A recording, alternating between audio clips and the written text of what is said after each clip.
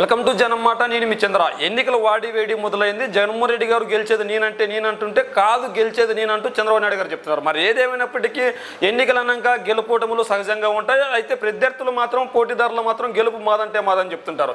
ఇదే నేపథ్యంలో టీడీపీ అధినేత చంద్రబాబు నాయుడు గారు జగన్మోహన్ రెడ్డి గారిపై అనుచిత వ్యాఖ్యలు చేశారంటూ ఎన్నికల కమిషన్కి ఫిర్యాదు చేశారు.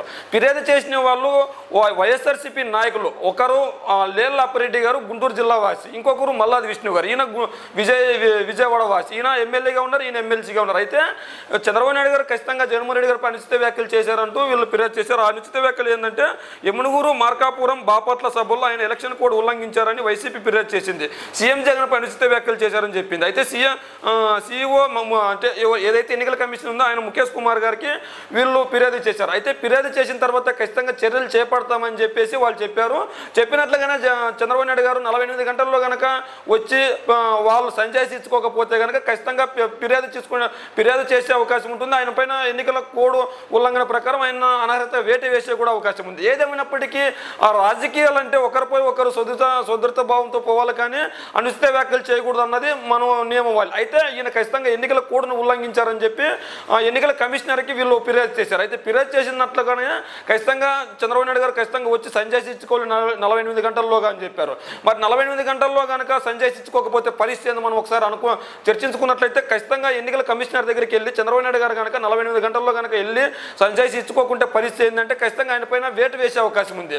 వచ్చే ఎన్నికల్లో పోటీ నుంచి తప్పించవచ్చు, లేదంటే ఎన్నికల ప్రచారంలో ఆయన పాల్గొనకుండా చర్యలు విధించే అవకాశం ఉంది. మరి ఏదేమైనప్పటికీ చంద్రబాబు నాయుడు గారు కనుక ఎన్నికల ప్రచారంలో పాల్గొనకపోయినా, ఎన్నికల్లో పోటీ చేయకపోయినా కూడా టీడీపీకి పెద్ద ఎదురు దెబ్బ అని చెప్పాలి. ఎందుకు ఎదురు దెబ్బ అంటే మనం చూసాం చంద్రబాబు నాయుడు గారు అరెస్ట్ అయినప్పుడు నారా లోకేష్ గారి పరిస్థితి ఏంటి అంటే టీడీపీ క్యాడర్ మొత్తం ఇంట్లోనో లేదంటే బయటకు రాగని పరిస్థితి ఉంది. మరి ఇదే నేపథ్యంలో ఖచ్చితంగా ఎన్నికల కమిషన్ కనుక చంద్రబాబు నాయుడు గారిని ఖచ్చితంగా కట్టుదిట్టంగా కనుక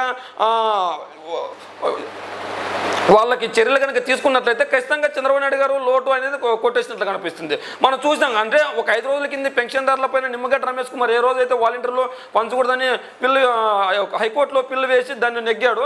ఆ తర్వాత ఎటువంటి ఇబ్బందులను ఎదుర్కొన్నారు. అయితే చంద్రబాబు నాయుడు గారు వచ్చి బయటకు వచ్చి దాన్ని సంజాయిచ్చి చంద్రబాబు నాయుడు గారు ఎదుర్కొని దాన్ని వైసీపీపై మొగ్గు చూపేంత వరకు టీడీపీ నాయకులు కానీ జనసేన అధినాయకుడు పవన్ కళ్యాణ్ గారు మాట్లాడలేని పరిస్థితి. అయితే ఏదేమైనప్పటికీ పెన్షన్దారులు గమనించి ఖచ్చితంగా పెన్షన్లు అడ్డుకున్నది చంద్రబాబు నాయుడు గారు అని కూడా పెన్షన్దారులు గమనించారు. మరి ఈ నేపథ్యంలో ఎన్నికల కమిషన్కి మనం ఏదైతే సభలు చెప్పుకున్నామో ఆ సభల్లో చంద్రబాబు నాయుడు గారు సంజాయిషి కనుక ఇవ్వకపోతే ఖచ్చితంగా ఎన్నికల కమిషనర్ చర్యలు తీసుకునే అవకాశం ఉంది. మరి చర్యలు తీసుకునే వరకు వెళ్తాడా, లేదంటే ఎన్నికల కమిషన్ దగ్గరికి వెళ్ళి 48 గంటల్లో కనుక ఆయన సంజాయిషి ఇచ్చుకుంటాడా? మరి సంజాయిషి ఇచ్చుకుంటే ఎటువంటి సంజాయిషి ఇచ్చుకుంటాడు?